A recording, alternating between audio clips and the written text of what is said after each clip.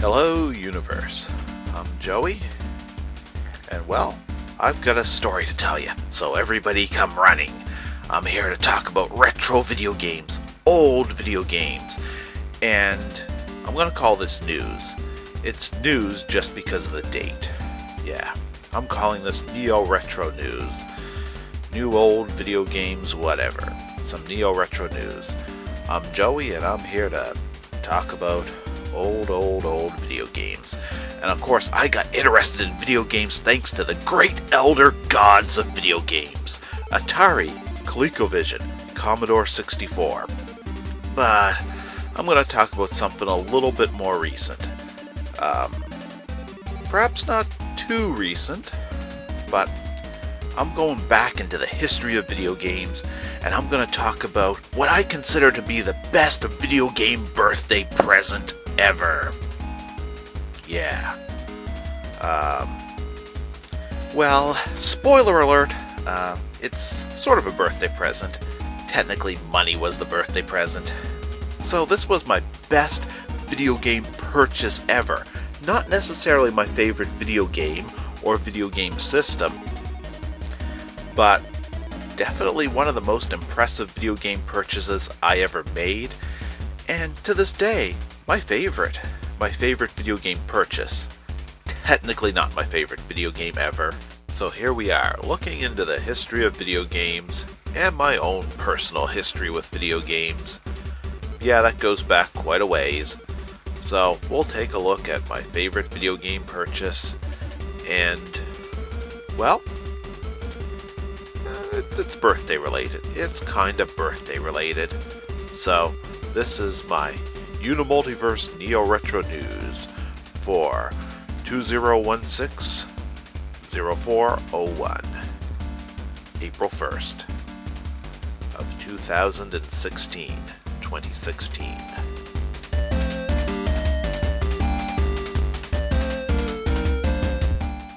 Alright, so what's the news about this day that I'm about to talk about right now? Well, what's special about it is it's a certain number of years after April 1st of 1978. So I think I'm going to talk about the best birthday present ever. Back in the 1980s, I liked arcade machines. Yeah, the arcades. I didn't go to a lot of arcades. I live out in the middle of nowhere. One good thing about my elementary school, it had one of the most awesome computers ever. To this day, I still like it more than new computers. The Commodore 64. Is there anything better than the Commodore 64? Well, Commodore came out with the Amiga computers. Those were fucking awesome. So anyway, I loved the Commodore 64 computers. And I did get a present one day. There was one point where I did get a present of a video game system. It was the ColecoVision. And it came with the ColecoVision expansion module number 1. Yeah, I believe I got it used. The ColecoVision expansion module 1 let it play Atari 2600 games. And I actually became more of an Atari fan than a Coleco fan, because I liked the Atari games more than the Coleco games. But the only Coleco game I had at the time was Donkey Kong.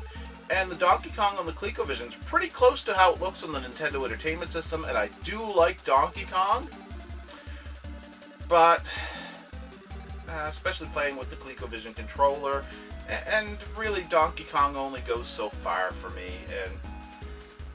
And at the time, actually, even I loved Crystal Castles for the Atari 2600. There were some other cool games for it. But it wasn't a Commodore 64. And if I had access to the internet back then and knew of a whole bunch of other Atari 2600 games that were out there, if I knew about the right games, that game system would have served me really well. And if I knew I could have got Zaxxon for the ColecoVision at the time, if I had gotten Zaxxon, I would have loved that, even though it's ridiculously hard, especially playing it with the ColecoVision's controller. My ColecoVision's down there somewhere. Zaxxon's over there. Damn, I mean, that controller was really frustrating. But I would have got a lot of good use out of it, but it just wasn't doing it for me at the time. So I began to save up. My mother said to me, well, you could save your allowances. Eventually you'd get enough money you could buy a Commodore 64.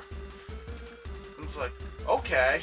and I was pretty desperate for it. I knew that it was so far off. It was like, it would be almost another lifetime, because when you're young, when you're 2, waiting another year, it's basically like waiting half a life. You know, by the time I was like 8, waiting a year isn't quite that bad.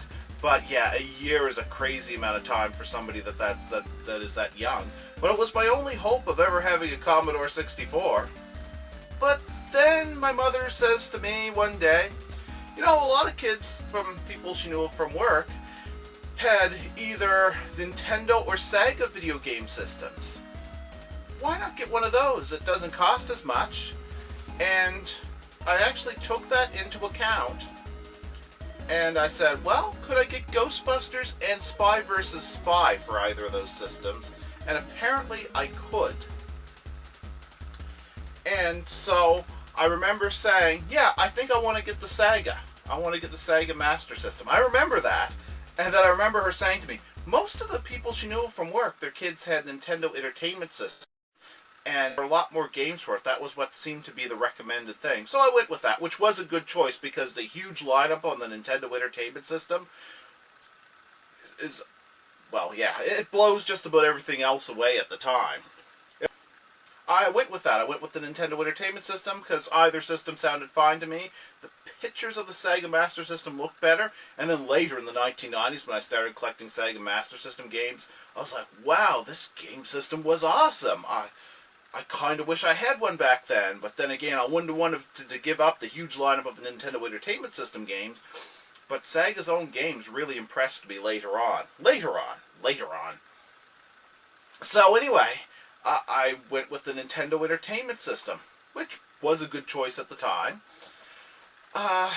which had a crummier version of Ghostbusters. I really like Ghostbusters on the Sega Master System. And I can find some enjoyment on the version on the Nintendo Entertainment System. People pick it apart, but if you read the instruction manual, and then you have to have a turbo controller for the second last level of the game, because the game is basically designed broken, that you require a turbo controller for it to actually play properly. Long story, not going to get into that. But I got the Nintendo Entertainment System after saving up probably for, it must have been over a year. And that's what really got me into video games. But that wasn't a birthday present. I managed to save up for that. And previously mentioned ColecoVision. That was a Christmas present. That wasn't a birthday present. As the story goes thus far, I became a big fan of Nintendo with the Nintendo Entertainment System. And got a Game Boy. Loved the Game Boy, even though it cramped my fingers when I used it for a long time. So it was a constant struggle to keep the light on the screen on just the right angle that you could see stuff, because the screen wasn't backlit. And, of course, if you're on the wrong angle with a light source, then you get more of a reflection than actually seeing anything. But despite the problems with the Game Boy, loved the Game Boy, loved the Nintendo Entertainment System. I do really love the Super Nintendo. Became apathetic with Nintendo in the early days of the Super Nintendo, so I jumped ship to Sega. Really enjoyed the Sega Genesis. To this day, the Sega Genesis is my favorite video game system. But none of those are birthday presents.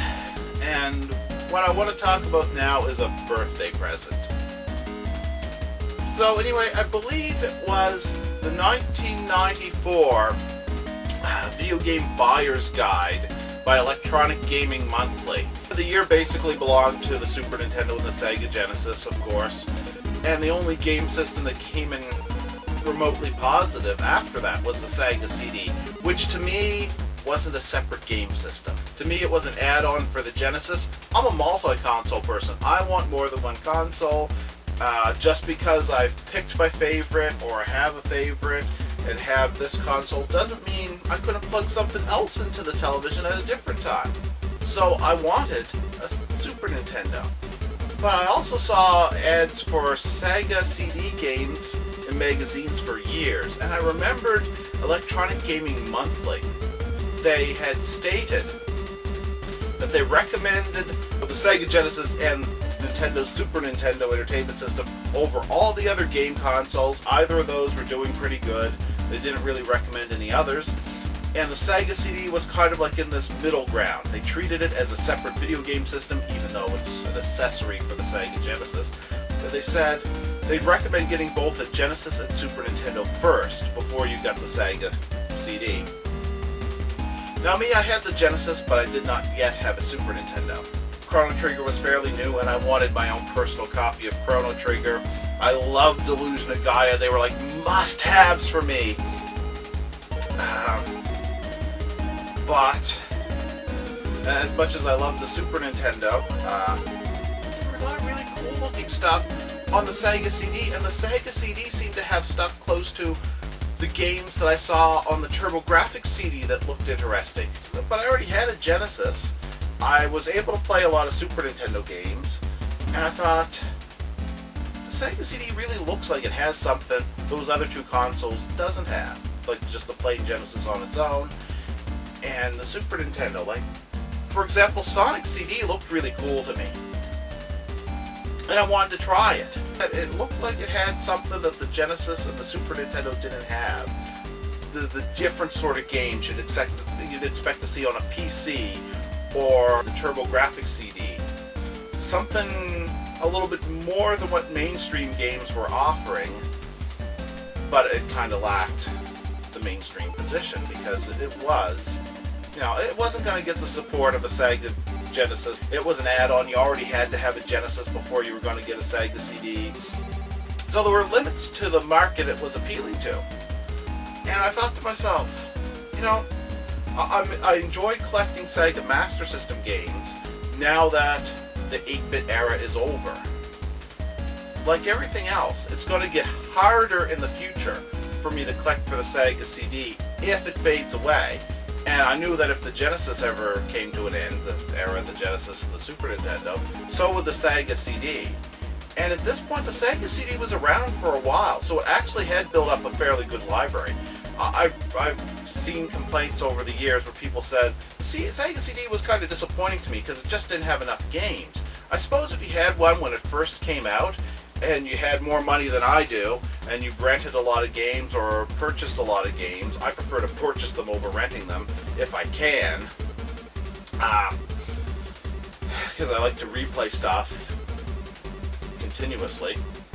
But I suppose I could understand that. But for me, the number of games I was able to purchase for any video game system, the Sega CD actually would have, on its own, even ignoring the Genesis by its side, because if you have a Sega CD, you also have a Genesis. Even ignoring the Genesis lineup, the Sega CD had enough games that, from what I could afford to buy, if I bought the best ones, I was going to get a pretty good variety of games. I knew that because I've watched video games over the years. I've bought Electronic Gaming Monthly and Game Pro magazines, and I very rarely agreed with the reviews in those magazines. But I bought them, and Electronic Gaming Monthly usually had enough stuff in there. It gave me an idea of what was available, and it just gave me a clue of what I would want to look for. And I got this impression I'd love to have like a TurboGrafx and the TurboGrafx CD. I'd love to have a Sega CD. The CDI looked crappy even back then, but I would kind of like to have one and play it. But the Sega CD and the TurboGrafx CD did look especially interesting to me. So should I go with the advice, which probably was good advice, to get both a Sega Genesis and Super Nintendo first before I got a Sega CD? I actually think that would have been a bad choice, because I already had the Genesis, which covers mainstream even better than the Super Nintendo did. Plus it had a lot of cool exclusives from Sega. And I wanted to play more Sonic the Hedgehog. The Sega CD had Sonic CD. And it had a lot of really cool looking role-playing games and just interesting stuff. So I thought to myself, I'm going to get a Sega CD. That's going to be my next goal. I could have easily got a Super Nintendo. At that point, the cost of a Sega Genesis or a Super Nintendo, for the price of getting two brand new games that were amongst the more expensive titles of the time, yeah, you already had the cost of a Sega Genesis or Super Nintendo covered. So there wasn't a lot of excuse for me not to get a Super Nintendo, other than the fact every time I considered it, there was another Sega Genesis game I wanted, or another Sega Genesis game I wanted, and then another Sega Genesis game I wanted. I was going to have to save up for the Sega CD even more. It was more expensive. But I had a huge supply of Canadian Tire money saved up. And my birthday was coming up. And I got money for my birthday, and I had a bit of money saved up as well. And I put that together. I had saved up, and I held off on getting a Super Nintendo. And I went to a Canadian Tire, which at that time was selling Sega CDs. And that's what I got. I bought a Sega CD. And because I used birthday money as one of the larger chunks of money that went towards it, and I also used Canadian Tire money and a bit of money I'd put aside for it, and plus I think it was on sale at the time. All those factors together, I'm classifying it as a birthday present. Partly a birthday present from my family, like my mother and my grandmother, because I used birthday money and a little bit of my own money. Plus I had Canadian Tire money as well, a huge ass stockpile of Canadian Tire money. Bought it at a Canadian Tire. Yeah, it's not like a car repairing hardware sort of thing. It's a Sega CD. So it does seem ridiculously out of place at a Canadian Tire, but yeah, Canadian Tire sells stuff like that every now and then. You'll sometimes see computer games there. Back then, there was a while, you actually saw a lot of Sega stuff at the Canadian Tire. And I got the Sega CD. And to be quite honest, the magazines had said things like, you know, you're probably better off getting a Super Nintendo first. And there's a lot of reasons to be kind of apathetic compared to the mainstream Sega Genesis games or the Super Nintendo games. But all said and done, it was probably the best purchase I ever made for anything video game related. Is it my favorite video game system if I were to put it on its own? No, I kind of hold it up there pretty close to the Genesis and the Super Nintendo. For the things that seem better about it than the Genesis and the Super Nintendo, it does lack the sheer volume of games, and while it has some really awesome games like Sonic CD and Lunar and Shining Force CD, and the CD version of Echo the Dolphin is probably the best Echo the Dolphin games ever made, are the two versions on the Sega CD, which are absolutely awesome games. And they start off slow, but they become awesome. Just thinking about the Sega CD, its limits was its game lineup wasn't as big, but its game lineup was pretty awesome. Didn't have Chrono Trigger, didn't have Illusion of Gaia, didn't have Crusader Ascenti, didn't have Phantasy Star 4 or Phantasy Star 2. Those were all either Super Nintendo games or Genesis cartridge games. It's worth mentioning, I just kind of said the Sega CD didn't have Crusader of Ascenti and it didn't have Phantasy Star 4. But if you had a Sega CD, you were definitely able to play Phantasy Star 4 and Crusader Ascenti while the Sega CD was set up, because those were Genesis games. And if you had a Sega CD, you also had a Sega Genesis. But damn, it was awesome. And when I got it, it came with Sewer Shark, which I don't care about one way or the other. I played it a couple times. It's still here somewhere. I could root it out. I don't want to. Came with Sewer Shark. It came with Sonic CD, which was pretty damn awesome. It came with Echo the Dolphin, which is pretty damn awesome as well.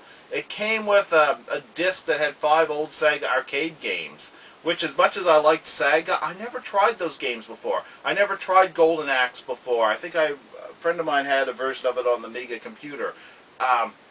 Streets of Rage turned out to be awesome. It had Streets of Rage on that disc.